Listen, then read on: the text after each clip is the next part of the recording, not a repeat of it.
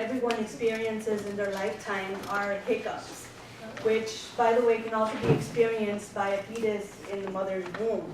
So with the show of hands, has anybody ever not experienced hiccups? Okay, so at some point, everybody here has been tormented by hiccups, which make it impossible to talk, eat, or even maintain your train of thought. A few years ago, while I was going through an episode of the hiccups, a nurse I was working with suggested a technique that she knew that I will actually later show you guys. After I tried the technique, the hiccups immediately went away. So I actually, every time they reoccurred, this is the method I would always use, and it always, for whatever reason, it did work. So a few weeks ago, a stranger here at school had been hiccuping over and over, so it kind of got a little bit irritating to me. So I told her, if you drink water upside down, the hiccups will go away. So she tried the technique, and the hiccups immediately went away. She said she had been having the hiccups for an hour straight. I actually got a little bit curious as to why it was that this technique works so well, so I went online and did a little bit of research on this topic. So I will be explaining what it is that causes hiccups, how they work, and methods that can possibly cure them. So what causes hiccups? It could be eating too much or eating too fast, carbonated drinks, too much alcohol, temperature changes, emotional or excitement. Another factor that can cause hiccups is damage to the phrenic and the vagus nerves.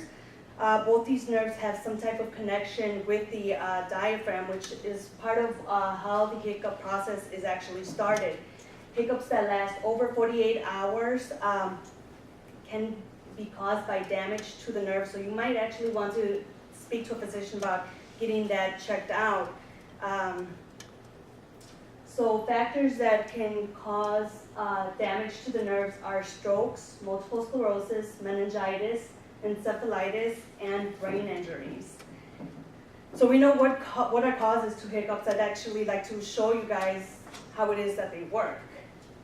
So during normal breathing, we take in air from our mouth or our nose, and both, and it goes through our larynx, which is also known as our voice box, which is right here. And it goes down through our trachea, which is also known as, by most of us, maybe as the windpipe.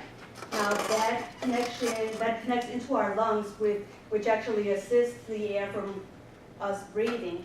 Another major part of it is our diaphragm, which is what is connected to our vagus nerve. That's actually right in between our chest and the abdomen. And the reason that the nerves, whenever the nerves cause there's damage or any irritation to the nerves, it causes the diaphragm to spasm. And when the diaphragm spasm, it makes a person take a deep breath. When they cause that deep breath, it actually goes all the way up. And if you see the epiglottis here, it's kind of an opening, and here's a bigger picture of it. There's a flap, which is the epiglottis, in between the vocal cords. Whenever you do take a quick breath like that, it actually closes, and when it closes, it actually creates the sound that we all know as hiccup or hiccough.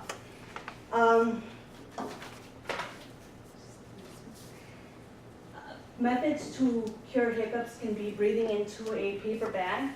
And the reason that this method usually works is it increases the amount of carbon dioxide going into the bloodstream, making the body preoccupied with getting rid of the carbon dioxide and forgetting about the hiccups.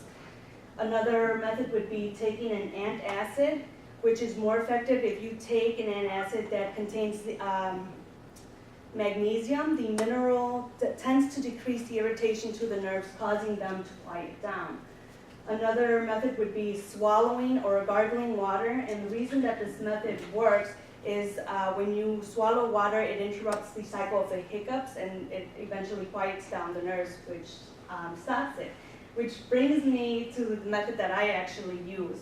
A lot of times I tell people, drink water upside down, and they're like, well, what do you mean? Do I have to go upside down? Well, what you can do is actually, you can take your water, you can swallow, well, you could put it in your mouth and just bend over and swallow it. And as far as I've experienced, and even when I've told friends and families, it's always worked.